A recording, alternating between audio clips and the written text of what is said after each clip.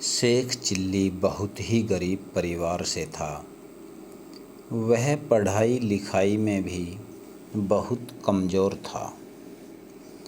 अगर वो किसी चीज़ में माहिर था तो वो था दिन भर बस खेल कूद करना। अपना सारा समय वह मोहल्ले के लड़कों के साथ कंचे खेलने में बिता देता था। इसी तरह उसका पूरा बचपन बीत गया। धीरे धीरे वह बड़ा होता चला गया, लेकिन उसकी आदतें नहीं बदली।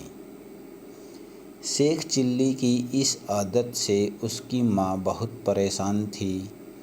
वह चाहती थी शेख चिल्ली अब बड़ा हो गया है तो उसे कुछ काम धंधा करना चाहिए ताकि घर की हालत सुधर सके।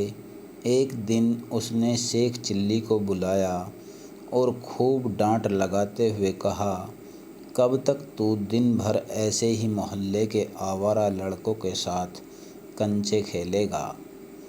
अब तो तू बड़ा हो गया है और हट्टा कट्टा भी है, तो तू कोई नौकरी क्यों नहीं करता है? कब तक ऐसे घर बैठे बैठे मुफ्त की रोटियां खाएगा? माँ की बात सुनकर शेख चिल्ली ने कुछ भी नहीं कहा।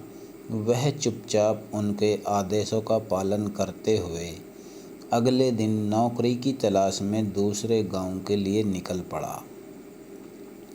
शेख चिल्ली की माँ ने उसके थैले में रास्ते के लिए 7 रोटियां बांध दीं।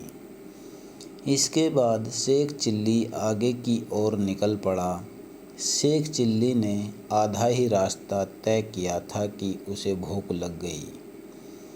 वह एक कुएं के पास ठहरा और अपने थैले से रोटियां निकालकर खाने के लिए बैठ गया।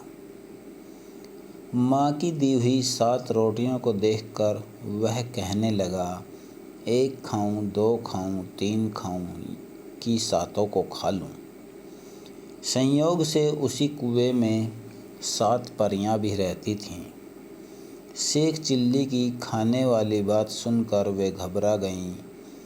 उन्हें लगा कि वह उन परियों को खाने की बात कर रहा है। डर के मारे वे 7 परियां कुएं से बाहर आईं और शेख चिल्ली से विनती करने लगीं कि वह उन्हें न खाए। परियों ने शेख चिल्ली से कहा, हमें मत खाओ, हम तुम्हें एक जादुई घड़ा देंगे। उस घड़े से तुम जो भी मुराद मांगोगे वह पूरी हो जाएगी। शेख चिल्ली ने परियों से जादुई घड़ा लिया और फिर वापस अपने घर आ गया। घर पहुंचकर उसने अपनी माँ को परियों वाली बात बताई। माँ यह सब सुनकर हैरान थी।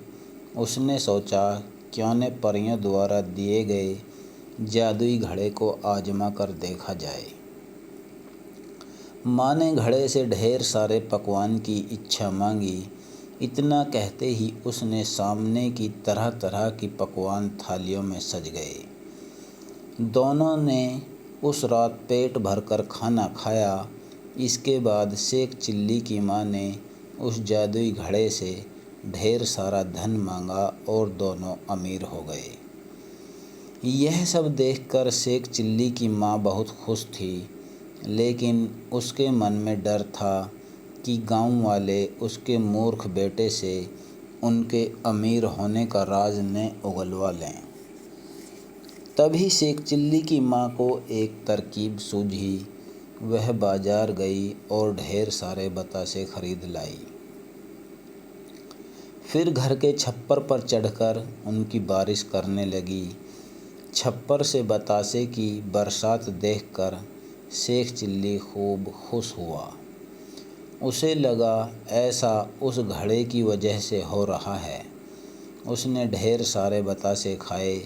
अमीर बनने के बाद शेख चिल्ली व उसकी माँ के रहने के तौर तरीके भी बदल गए, जिसे कुछ ही दिनों में गांव वाले लोगों ने भांप भी लिया। गांव के लोग सोचने लगे कि अचानक ये इतने अमीर कैसे हो गए। गांव के कुछ लोग शेख चिल्ली की माँ के पास गए और पूछने लगे, आखिर उन लोगों के पास इतने सारे धन कहाँ से आए। गांव वाले की बात सुनकर शेख चिल्ली की माँ ने कुछ नहीं बताया, तो उन्होंने सोचा कि चलो सीधा मूर्ख शेख चिल्ली से ही पूछ लिया जाए। एक दिन मौका मिलते ही गांव के लोगों ने शेख चिल्ली को बुलाया और उससे पूछा कि आजकल तुम्हारे रंग ढंग कैसे बदल गए हैं। इस पर शेख चिल्ली ने उन्हें परी और जादुई घड़े की सारी बात बता दी। शेख चिल्ली की बात सुनकर गांव वाले उसके घर पर गए और जादुई घड़ा दिखाने के लिए कहने लगे। इस पर शेख चिल्ली की माँ ने कहा कि उसके पास ऐसा कोई घड़ा नहीं है। माँ ने कहा, तुम लोग तो जानते ही हो कि मेरा बेटा मूर्ख है, यह तो दिन में भी सपने देखता है। यह सुनकर शेख चिल्ली ने जोर देते हुए कहा, माँ याद करो, मैंने तुम्हें ही वो जादुई घड़ा दिया था, क्या तुम भूल गईं? उसी घड़े से तो हमने रात में ढेर सारे पकवान खाए थे और फिर हमारी छप्पर से बतासे की बारिश भी तो हुई थी। यह सुनकर उसकी माँ ने हंसते हुए कहा, लो अब बताओ, कोई भला छप्पर से भी कहीं बतासे की बारिश होती है। अब गांव वालों को भी शेख चिल्ली की माँ की बातों पर यकीन हो गया था। उन्होंने मान लिया था कि शेख चिल्ली ने कोई सपना देखा होगा और उन्हें कोई मनगढ़ंत कहानी सुना रहा होगा, और सभी अपने अपने घर वापस चले गए। कहानी से सीख, मूर्ख लोगों की सच बात पर भी कोई यकीन नहीं करता है।